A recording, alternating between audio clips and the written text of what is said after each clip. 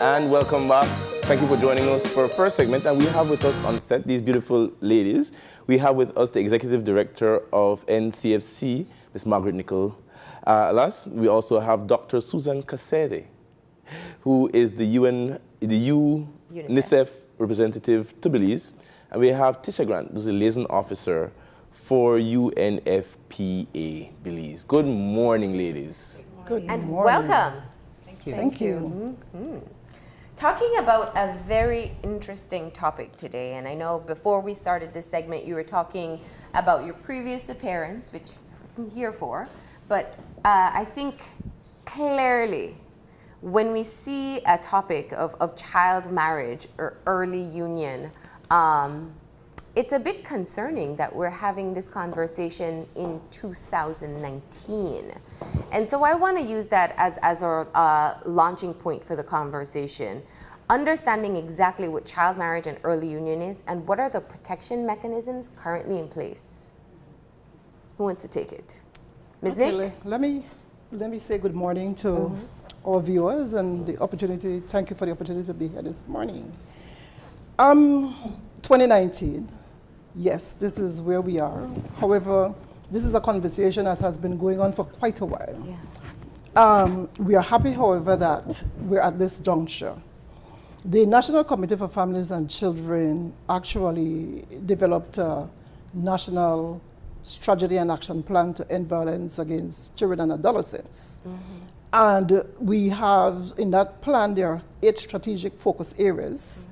And strategic area number 2 looks directly at how we reduce the problem of early marriages and how we change norms and values to come to that place.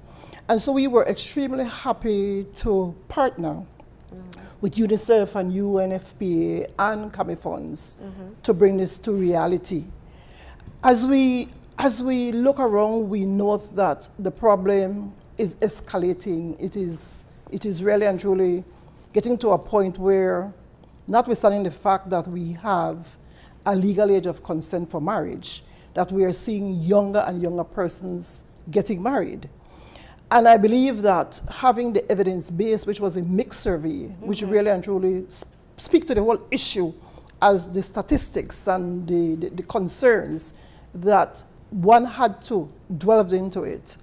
And so we are happy that we are actually now looking at the problem.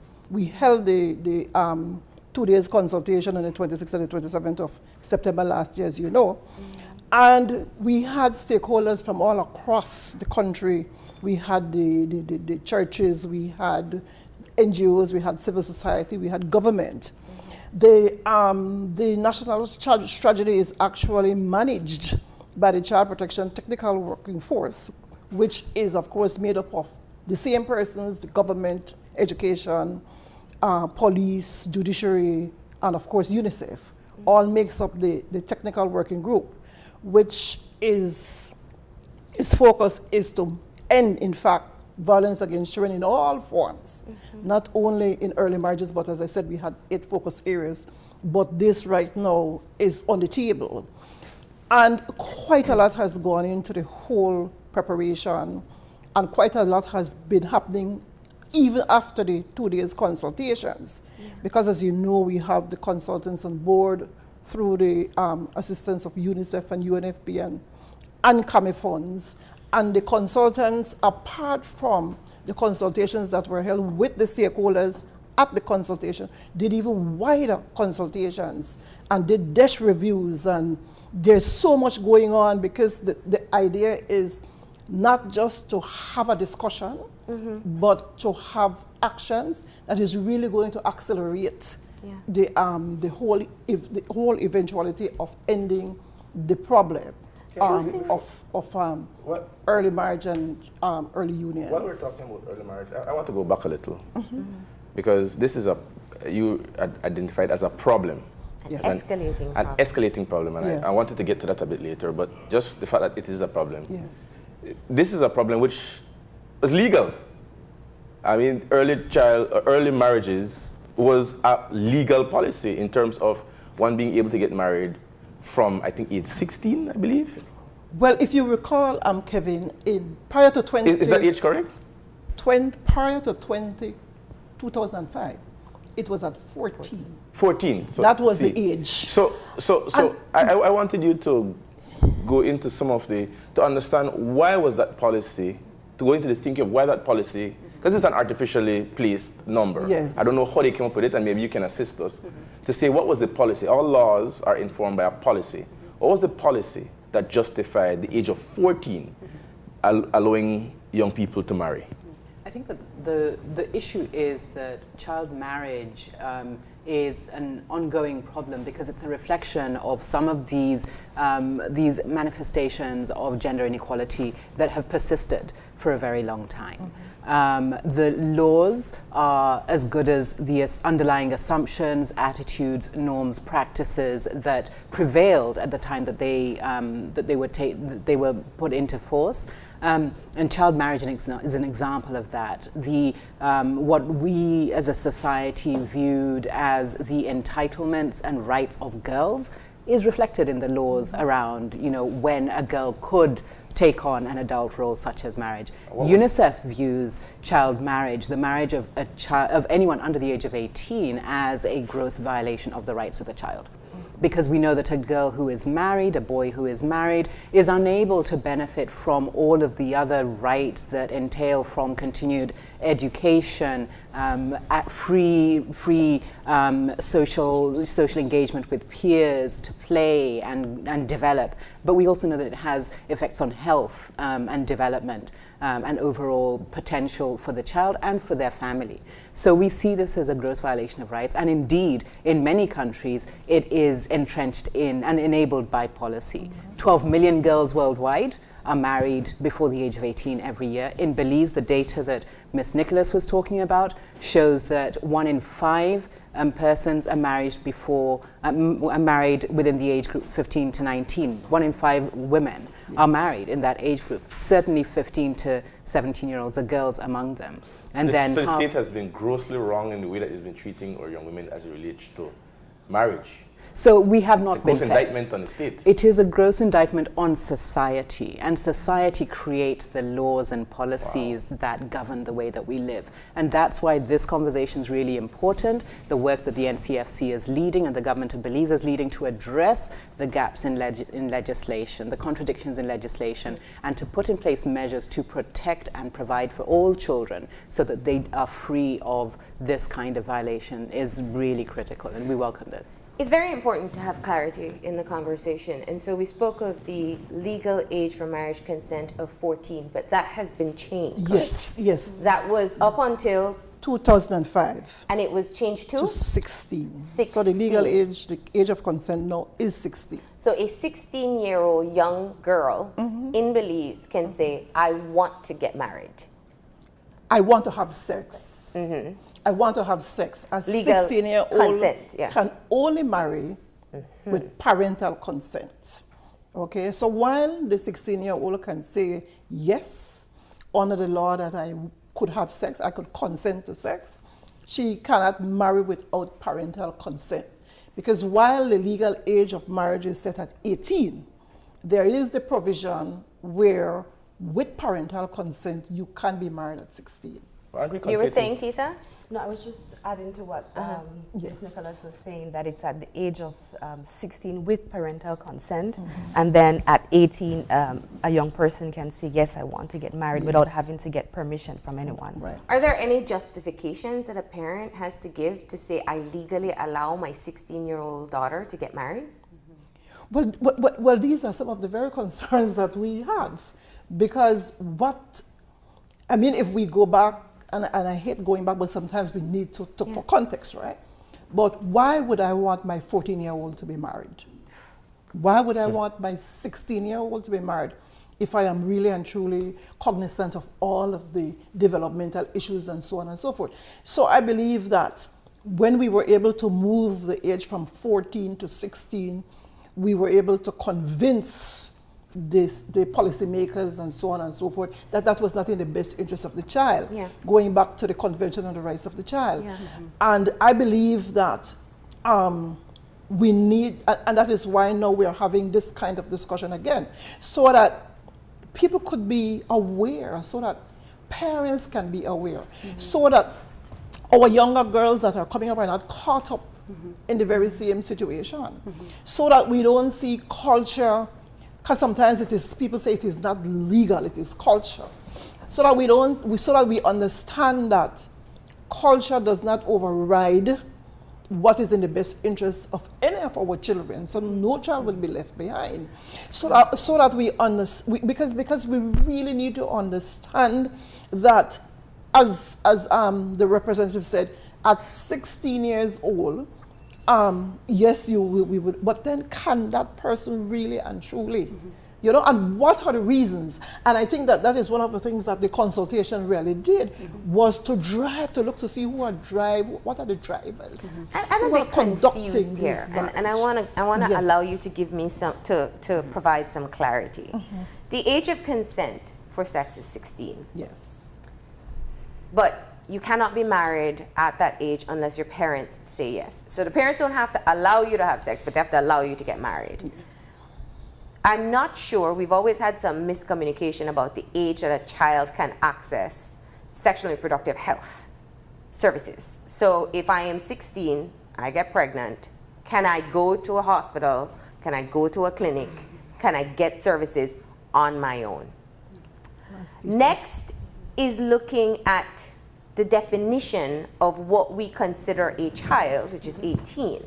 And we have been hearing consistently of this issue of teenage pregnancy. Once upon a time, we were told it was high as 1 in every 4 live births, and I don't know if it's changed, increased, decreased, you can correct me, was to a child under 18.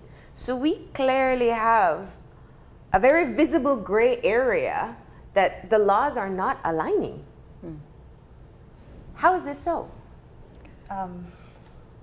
Okay, you brought up a very important issue, the sexual and reproductive health, because that is one of the identified drivers of child marriage and early unions, as well as one of the effects, the adolescent pregnancy, which you're talking about. Mixed 2011, we had a rate of 64, the adolescent birth rate being at 64 for every 1,000 adolescent population or live births. And we currently have, with the last mix, 2015, it's at 74. So that would indicate some bit of an increase. The Ministry of Health will report that the numbers have been consistent over the years. There's minor change, but the number is still alarming. Belize has one of the highest adolescent birth rate in the entire Caribbean. As it relates to child marriage and early unions, we are considered the second highest in terms of the prevalence of child marriage and early unions. And I think it's important for us to take into context here that for Belize, we have more of an issue with early unions than we do with the actual child marriage and the legal marriage. What's the difference? Because a marriage is a legal contract. Yes. And this is why a 16-year-old cannot enter into a marriage without parental consent, because for you to enter into a contract, you have to be of a legal adult age. This is why there is some difference with the age of consent versus the age of marriage, which requires parental consent at 16. So these are things that we have to take into consideration when we have the conversation about consent, age of consent, and the age of marriage. And it's important not to confuse the two, because the issue of child marriage and early union is really one of a protection issue. And what about the age to access health services? The age to access health services, the laws do not explicitly say anything about an adolescent not having access, but we know that there are challenges for our young people. Doctors who say, I can't see you unless you have a parent. Yes, and the Ministry of Health as a whole promotes universal access and coverage. And so a young person should be able to access the services. But young people are having different experiences based on where they might be trying to access these services.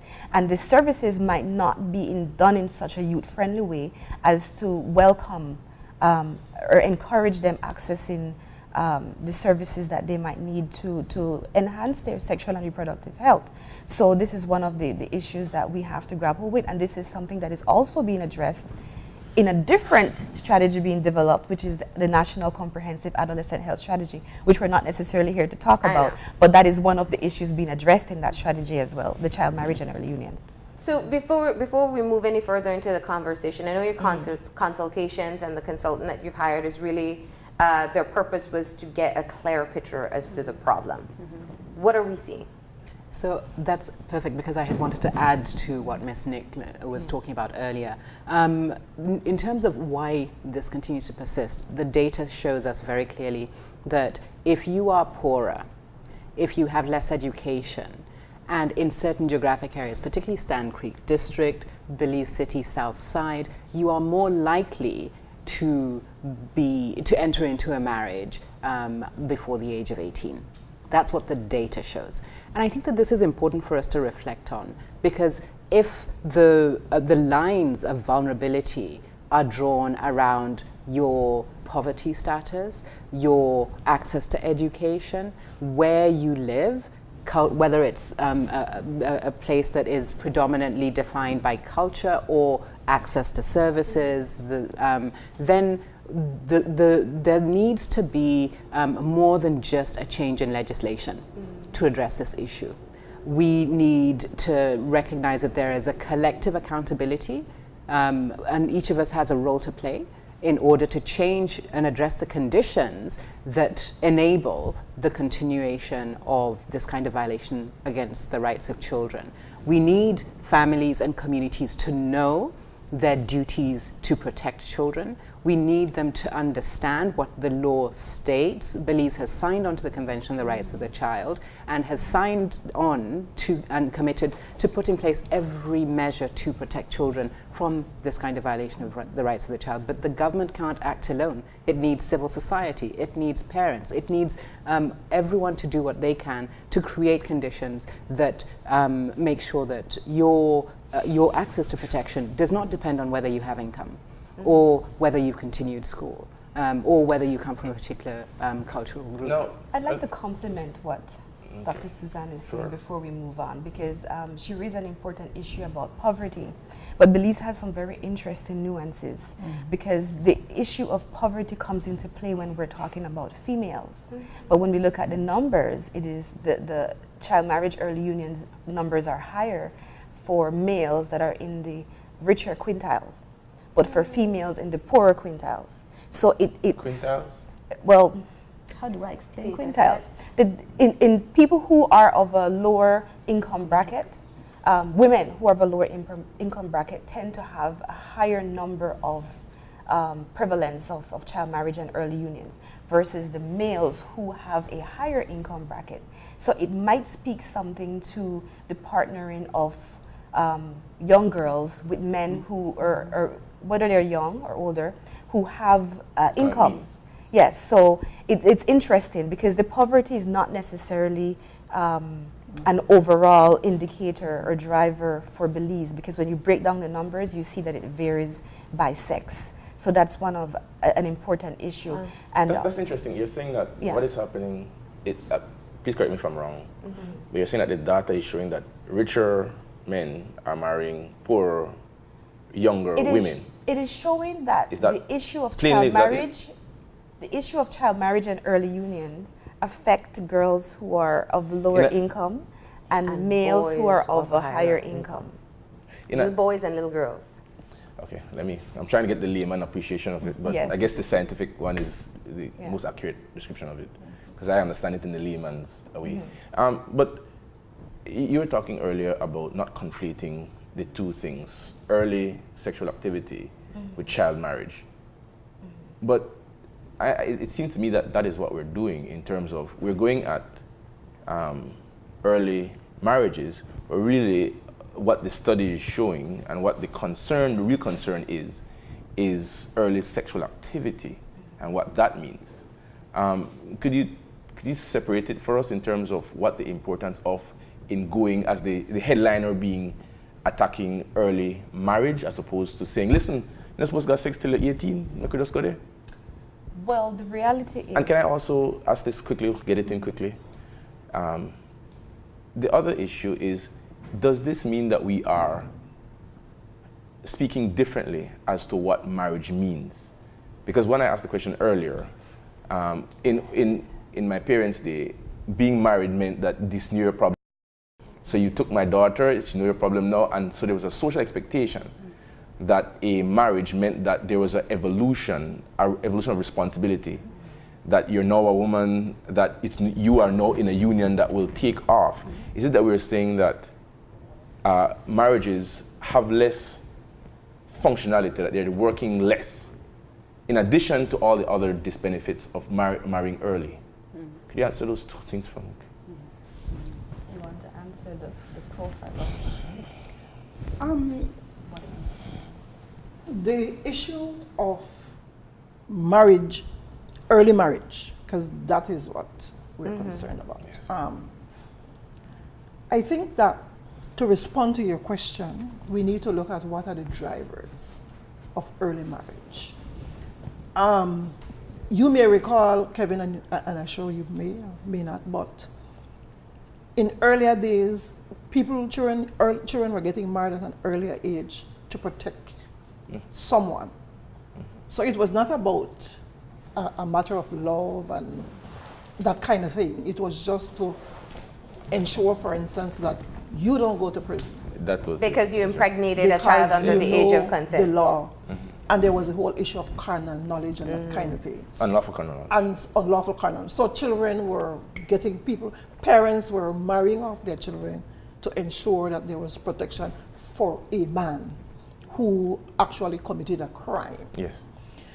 And so the age was changed to 16 because it was obvious that people were taking advantage of not only the child, but parents themselves were giving away their children because of whatever protection issues were needed. And of course, because of the whole issue of sometimes poverty, because we had then and we still have the whole sugar daddy syndrome and so on and so forth. Now today we look at it and we're at 16 when we can get married with parental consent. But when we look at some of the drivers, we are very confident of the fact that it's not, all of it is not only about a love relationship. It's not only about that kind of thing. It might be, as you rightfully said, a parent who says, well, my responsibility is finished. So you go now, you get married and you look after yourself. But can you really look after yourself? You know that we have just recently passed a piece of legislation where after 1 year, if you're married and both of you consent, you can be divorced. Yeah. By consent. But by consent. But how does that affect the 16-year-old? How does that affect the 16-year-old? Because the law is silent. So what is the opportunity then for that 16-year-old? Is that 16-year-old, has that 16-year-old completed high school? What is that person's status and that kind of thing? And I'm not saying that at 16 you can't fall in love, because I guess you can. I was in love at 16. But yes, you can. But are you ready for the actual marriage and the commitment and the responsibility? And the responsibility, because it's a huge responsibility. Developmentally, are you really ready? You know, so I think that these are some of the things. And you talk about going strictly to 18. That was where I wanted to go from day one. Makes sense. Yeah. Because I am saying that that is where we should go. We are saying under our constitution, which is the supreme law, that a child is any person under the age of 18.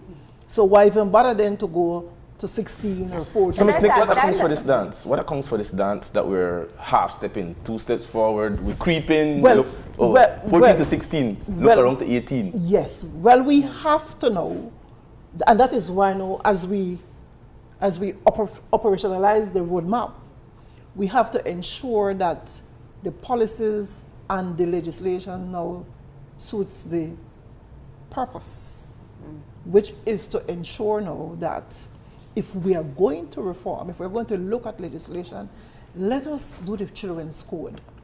Let us do our children's code and let us say that a child is a person under the age of 18 and therefore X, Y, and Z. And then here comes the other question, and this question was asked when we posed it. So what are we going to do? Are we going to criminalize every child that are involved in sex? Because then it will change the age of sexual consent. It will change it will remove the provision from the Marriage Act. But what we want the state, the society, and everybody to understand that a child is a child, and it is a person who is under the age of 18. That will be in conformity with our Constitution, with the Convention on the Rights of the Child, and therein we should have any further problems if we can afford to get to that place. But why would the age of marriage? A marriage is a legal contract. That's all it is. Yes, it's a legal contract. And somebody who is even a minor can enter into employment contract, for example. Employment contract, yes. But why is it you're saying that it would change the age of consent? Marriage and age of consent are two thorough things, you're saying, Creole. Yes, it is two thorough things, but the thing is, if I can have sex at 16, the questions will come. Then why can I not get married at 16? Because marriage is a legal contract which has other ramifications. So that's why you can't do it then. I agree. That's why, for example, in the US, you have sometimes the age for drinking or clubbing. Yes. Clubbing is 18, but the age to drink is 21. It's so you can go to the club if you want. Yes, but you're not supposed to be drinking. But the thing is that for a long time, Kevin, our laws and the disparities in it have created what we have today. The very confusion the we're very trying to confusion. address. Yeah. And so that is what I think we There's need one to thing set at ease. that I know won't be confusing, and we haven't talked about it yet, and it's concerning me. What is the impact on a child who is, whether forcibly or willingly, in an early child marriage or early union? So the roadmap that Belize is developing is supposed to address this. We want to see, as a key outcome of this work, child marriage and early unions being prevented. We don't want to see this happen anymore. And we recognize that that's going to require some adjustments in the law to make sure that that's clarified. But we also, as I said earlier, need to address public education and awareness, because the law alone will not help us achieve this change in protection. So we want, through this roadmap, to address prevention. We also want to make sure that we pay special attention to children who are already in early unions, because we know for these children, their rights to access education, to make sure that they are included in appropriate social groups for their development and for healthy growth and development of their own families, are already being curtailed right now. And so the roadmap and the follow-up is going to include these two critical strands: attending to children whose rights have already been violated, so that we can help them ensure that they achieve the benefits of any protections and support, but also to make sure that we prevent through legal, but also public education, through partnership with civil society actors, as well as state institutions, and access to services. But what are the long-term implications? I mean, is there development stunted? Is it mental? What are we seeing as the implications? Because perhaps parents don't understand. Sometimes we see our teens starting to act like adults, and we feel they are until they do something and you remember they're not. And so maybe they don't understand the harm that they cause in allowing for it to happen. We have developed a country profile for Belize, and that would talk about the situation in country. What are the data that, as it relates to Belize? Global trends show that the impact of it has to do with limits your educational opportunities, puts you at risk for gender-based violence, domestic violence, sexual violence. It also puts you at risk for adolescent pregnancy, STIs, HIV, AIDS. So there's a lot of things that can happen to a young person who enters into a marriage early. For us in Belize, our data is not sufficient to say what is the impact it is having on our young people.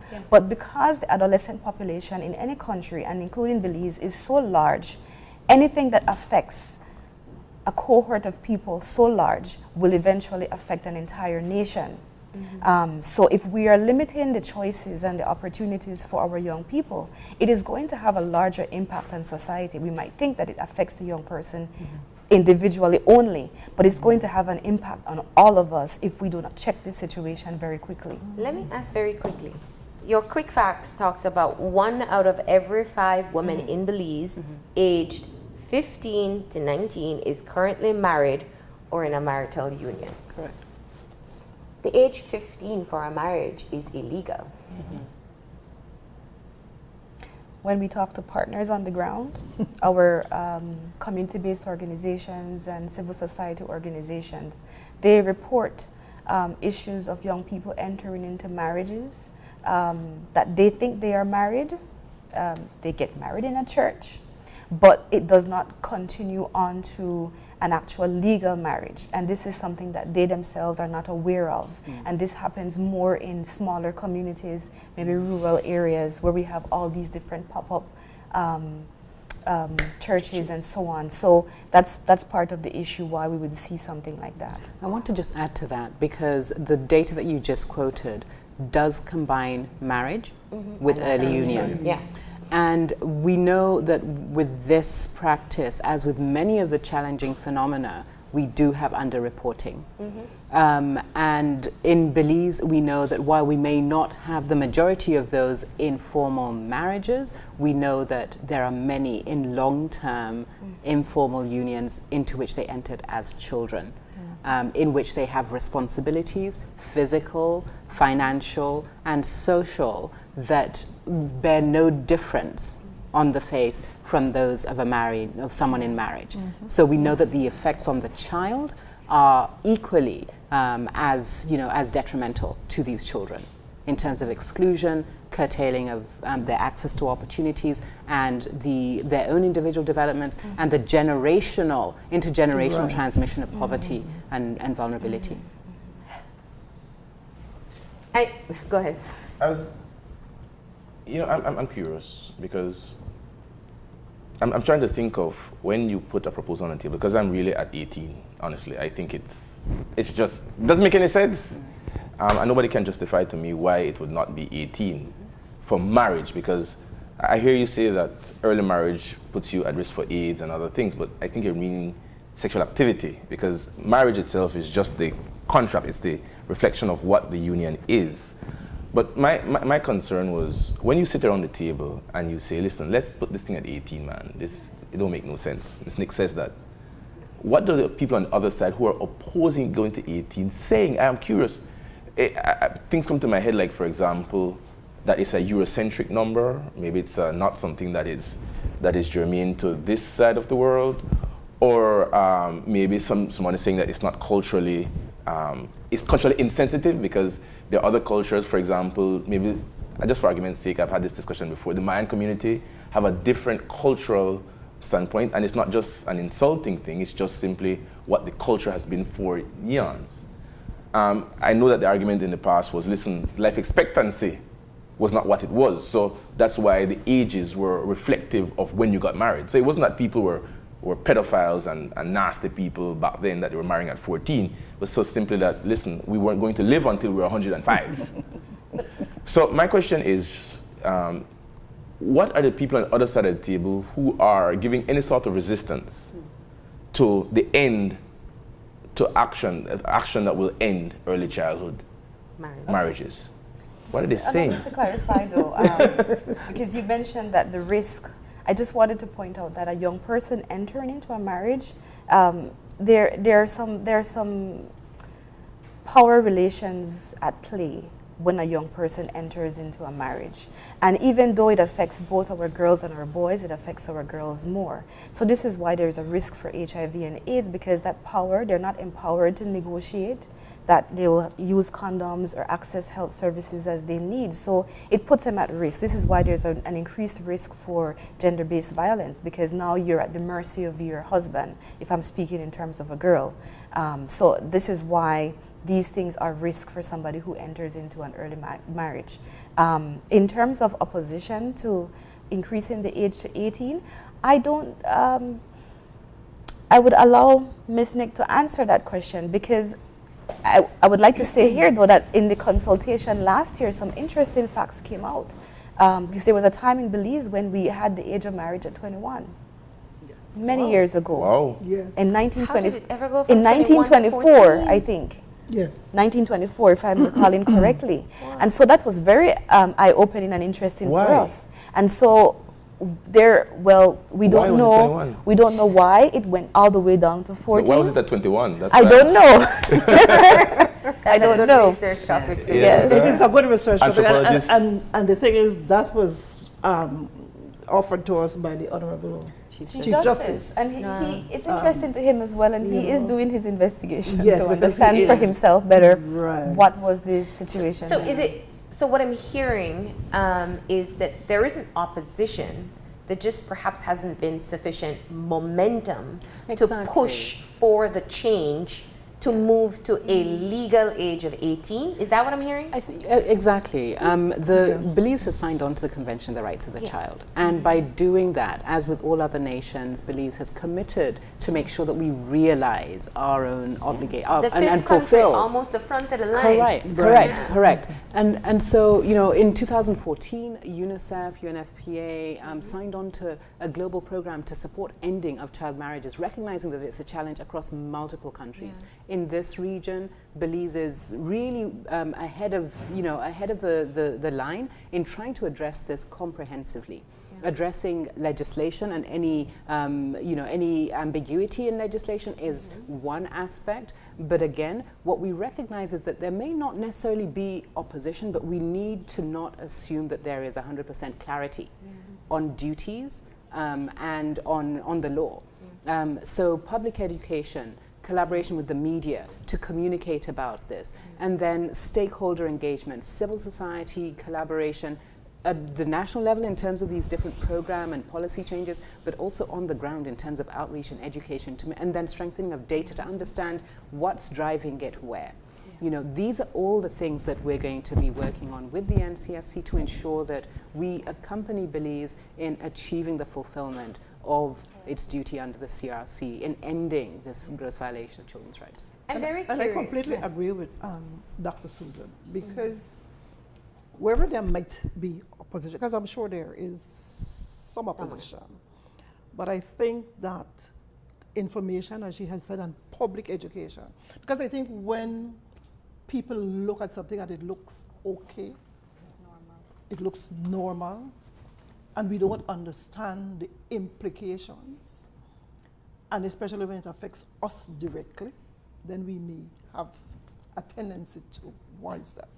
But I think once people grasp the overall concept, the holistic diagnostic of what we are talking about our children and how we help them to grow and develop to their full potentials. And I think once we can get, even through parenting, whatever we need to use as a tools to get the message out there. And so I completely agree that consultation, public education, continuous pressure and society, coming and advocacy, we can do it. So I'm very curious, because in your consultations, what was the response from the different sectors that you had represented there? Because I'll be very honest. I think a lot of people are naive to the fact that this is a problem that still exists in our society. Perhaps we've just been blind to it. And I also know that for a very long time, similar to what Kevin said, and I don't want to perpetuate it, but it has always been a rural issue. But you clearly said Southside Belize City, and I don't think we should miss that as well. Because you're talking the most densely populated urban area, you're talking Stan Creek, and it's not necessarily the communities that we once assumed this was taking place in, that you found in your data that it actually exists. So take me back to that stakeholder consultation. Is it that we have had blinders on, ignoring it, or is it so clandestine that we just are not able to see it?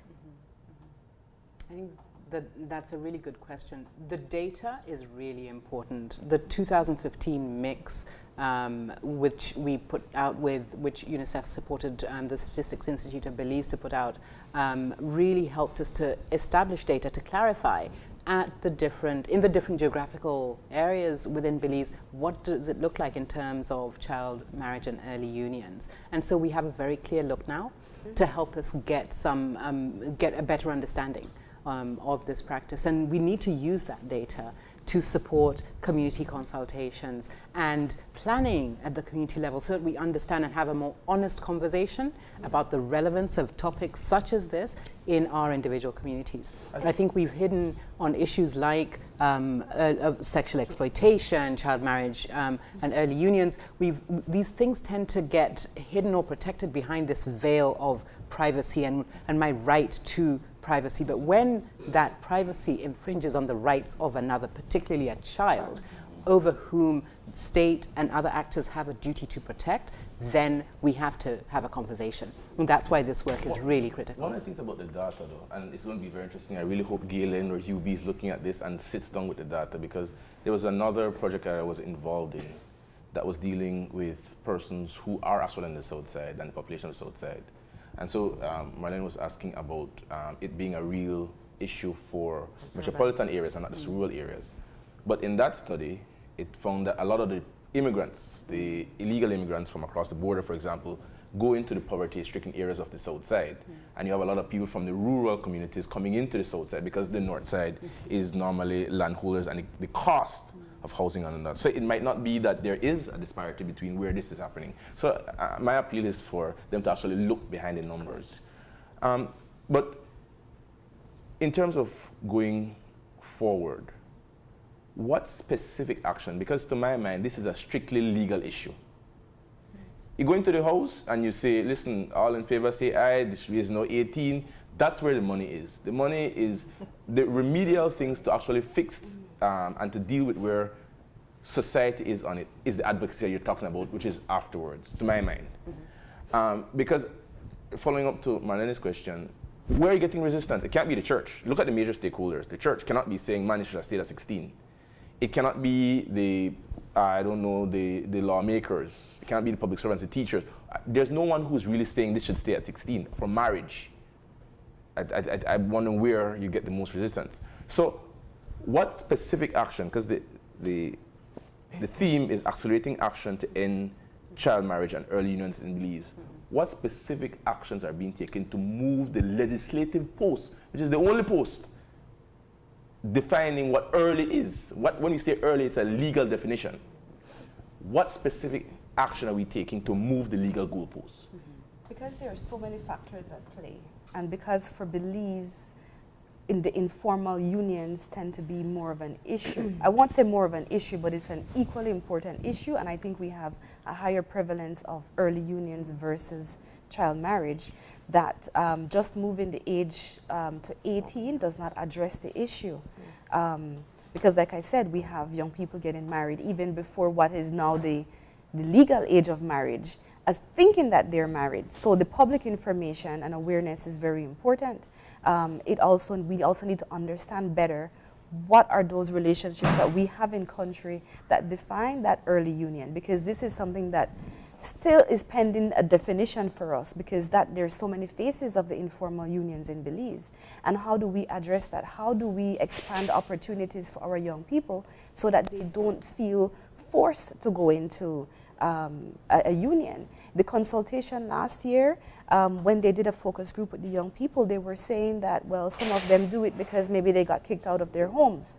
So economically, it's easier to survive if you're shacking up with somebody than if you were on your own. So there are so many factors involved that just moving the goalpost from 16 to 18 I'm does not. I'm confused because I thought that we're focusing on, what is the focus? Is there focus early unions? Because early unions really means age of sexual consent. Or are we focusing on marriage? Because what you're referring to, you just said that the difference, the bigger problem is really with early unions. We're addressing it collectively. Oh, let me clarify, if I may.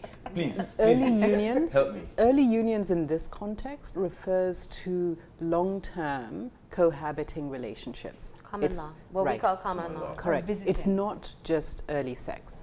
It's not early sex. Early sexual activity is a different issue. They're related, of course, and some early sexual activity may result in a long-term relationship, a long-term union. But early unions in this context is a relationship that looks like a marriage but does not have that legal contract that we were talking about.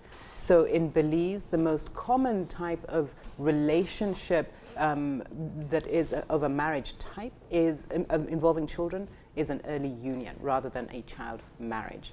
But when we look at the data, we ask children, we ask at the household level, is anyone in this household married or in an early union, and what is their age, so that we can capture children who have entered into long-term relationships that involve sex and that carry responsibilities that are similar to marriage. Let me just, because we're running out of time, and I want to talk about what is taking place. You are putting together your roadmap. So in other words, it's getting the process started for the advocacy and all the other components that we've mentioned here. Tell me how you're going to put it together. Well, we actually have a drafted Already, yeah. Already, the map has already been drafted. Yeah. Today, the participants will be validating. Yeah. So it is with consultations from all stakeholders, because we have some proposed, within the draft, there are some proposed actions. Yeah. And persons who are responsible and that kind of thing. And today, we are going to be looking to the stakeholders for them to validate and to see if this is exactly where we need to go, because it has to be a consultative process. In terms of prioritized actions, what do you see being the first step? Well, there are several. I mean, there are some things that can be done. We could only take the first bite of the elephant, But right? yes. But I mean, one of the first things that I think that we want to do is to ensure that we have commitment. Okay. Because I think commitment from stakeholders, and we need to ensure that we have a proper implementation mechanism. Because if you don't have a proper implementation mechanism, which is also made up of a proper monitoring and evaluation strategy or mechanism, then we would start right at the right place. So those are some of the first things that we want to put in place at the end of the consultation today. And then we move forward. In relation to the whole issue of legislation, the Policy and Legal Committee for the subcommittee for NCFC is at this point addressing some of those issues and trying to make those recommendations for the changes that we want in terms of ensuring that a child is a child is a child on the age piece of legislation, because we're looking at a children's code. And so we are hoping that that will be done at the end of 2019. That is where we are striving to For legislative change. Yes, that is where we're striving to go. And that is going to take care of a lot of the issues. It is, and one of the things that I want to say is that we need, Kevin, for you and Marlene at any point to drop in to the... More Marlene, she's good at these things. You too, as a lawyer, to drop in at the Radisson and to get a feel of what actually is out there. Because one of the things that we also recognize as we looked at the consultation and as we talk about children who are being married at 50 is who are conducting these marriages. And that also tells us that we need a lot of work to do with the churches, with the religious persons who are marrying children. Maybe, I don't know if it's ignorance of the law, we don't really know what it is. Or they Falsified documents. Or they support. Or what it is, right? But the thing is that this law gives us an opportunity, based on the data, based on the consultations, to start to develop some strategies also to address that, so that we don't continue to have this kind of problem. It cannot be a quiet subject anymore. It has to be out there. It has to stay on the table, and that is just what it is. Well, we thank you for coming in and reminding us that this is a problem that our children are still facing in this country, although I'm sure many people weren't aware of it and perhaps don't want to believe it. Your data is clear and your work is set out for you. And that's the evidence. So. Thank you so much for coming in and enlightening us. Thank you. Thank you, Marlene. We're going to go ahead and take a break. When we come back, we'll be talking to representatives of the Film and Media Arts Unit of Niche about a traveling Caribbean film showcase. Stay tuned.